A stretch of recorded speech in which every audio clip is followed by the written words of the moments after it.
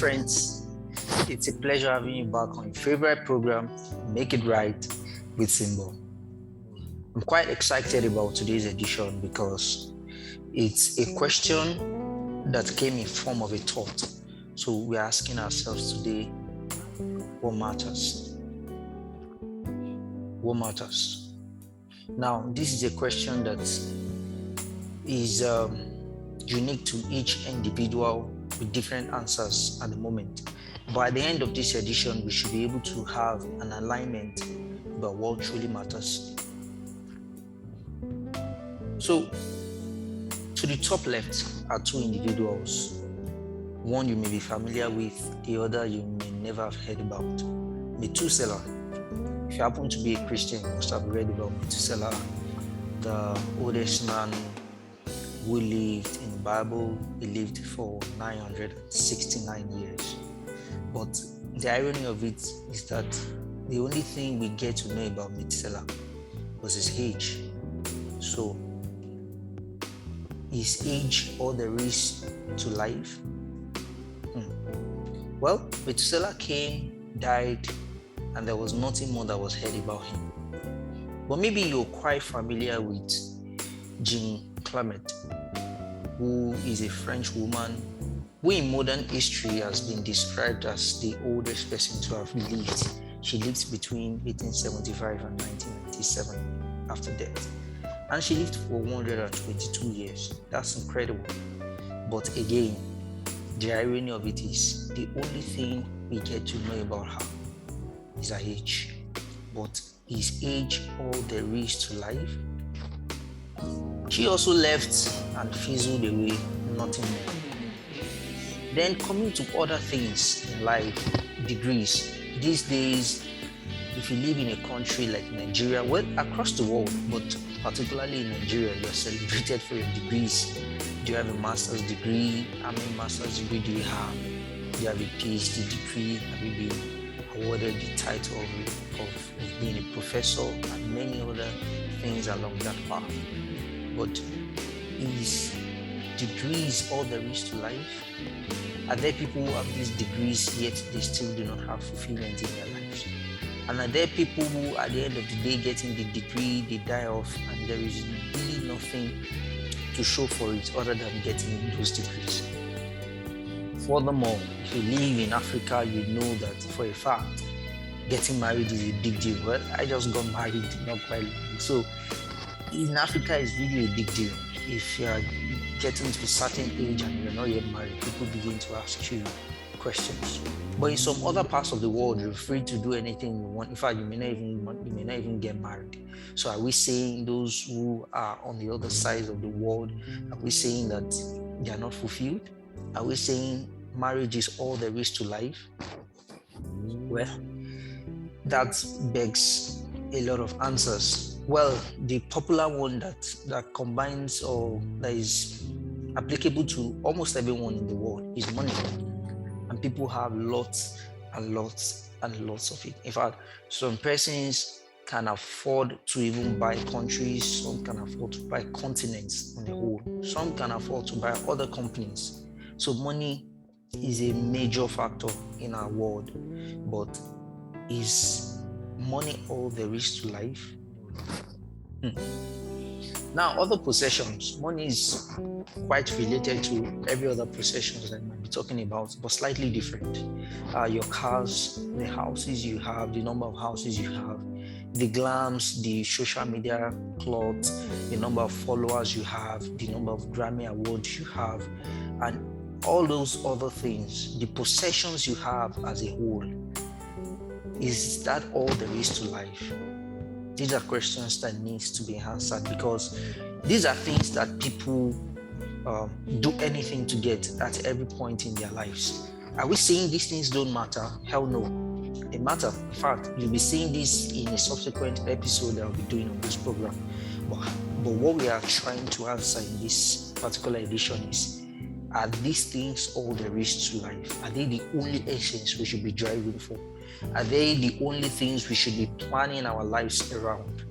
That is the question we're asking. So in a bid to answer this, we raise more questions. The first is, what will be said of my lifetime when I'm gone.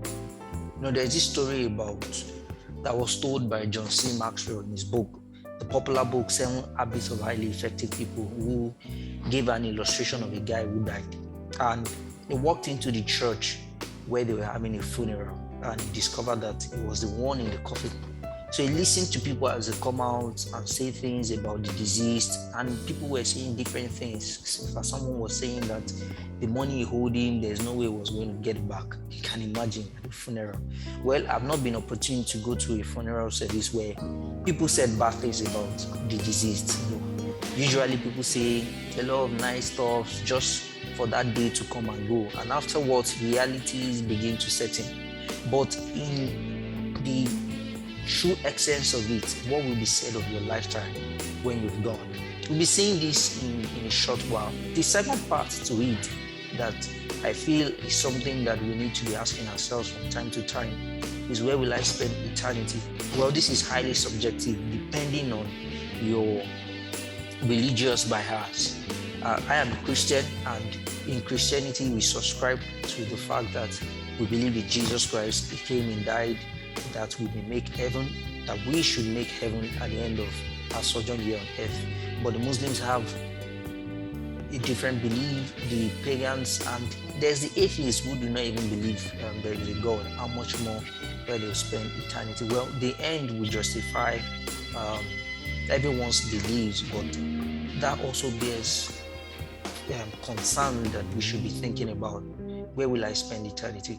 But for the focus of this episode, we'll only be looking at the first one. What will be said of my lifetime? Take a pause and think about this as we move on. So, these are individuals that you may not be quite familiar with. Some you may know, many you may not know. They will help us answer some of the things that we should be thinking about on a day-to-day basis. Even as I've said earlier on, that having the degrees, having the education, getting married, and having a lot of possessions help to make life easy for every one of us. Truth be told, those things help a lot to help us enjoy life, but they should not all be the things we'll be gunning for on a day-to-day basis. Because if you have the right perspective, right, it will help us live life the way it should be. It will help us place premium on other people's lives. And it will help the way we also perceive life on a day-to-day basis. So what are these things? The first is value.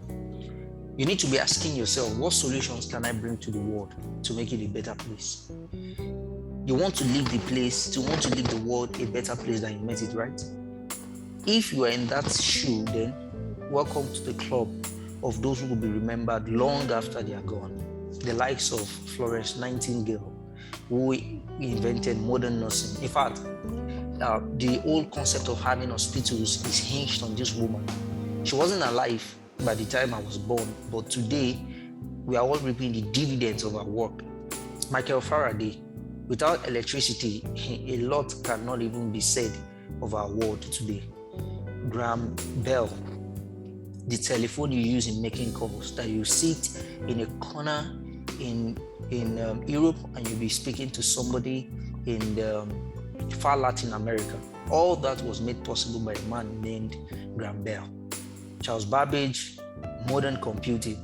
If you do not, these days everyone uses a computer, and you owe it to that man to say thank you. The Wright brothers, you can imagine how long you have to travel on horses or even sheep if there is no plane. So these are things that we need to be asking ourselves. And last but not the least, Steve Jobs, the Macs, the Apple phones, and all of that, they had a mindset of creating values, and they went all the way out for it. Even though in the process of creating value, they enjoyed the dividends of possessions, money, degrees for some of them, but not all of them, and maybe marriage for some others, but they had the mindset of creating value. The other thing we should be looking at is influence. What traits can you replicate in those who associate with you? Who are those that will get better because they are in your circles? This is very important. That speaks to mentorship, that speaks to being a good role model to a lot of people. A very good example in this is Abraham Lincoln. As a matter of fact, John F. Kennedy referred to Abraham Lincoln during his time as president of the United States of America. And that was why he also was able to rule well. And he was one of those presidents that you can associate with today in the American history a whole lot. Mother Teresa, when you're talking about having compassion on people, you refer to her because she did a lot in caring for lives. So they made positive influence on people, a lot of lives, generation after generation. So this is something else that should be guiding your day-to-day living. And lastly, we're talking about impact. What knowledge, skill, actions can you impact into the coming generations? It is believed that the mortuary or the graveyard is the richest place in the world, as said by Miles Monroe. Why? Because there are a lot of untapped skills, talents that went to the grave with people, or those who were actually manifesting but could not pass on this talent, they could not pass on these skills, they could not pass on this knowledge base onto those who are coming after them.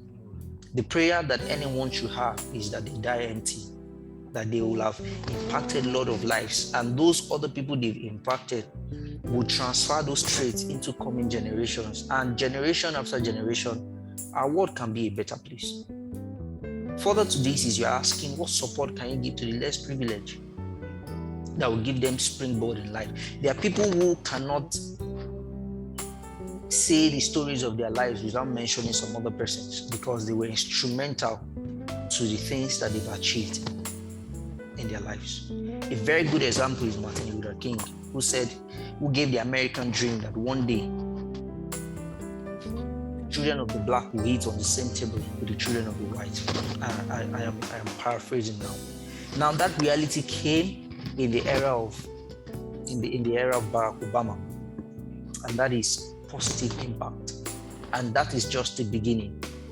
So in all of these, in our lifetime, we should be thinking value, influence, impact. But that doesn't mean that we shouldn't acquire those other things that will help make these things a reality. I hope this helps to answer the question in your mind that what truly matters. Without value, without positive influence, without making good impact on people's lives, you come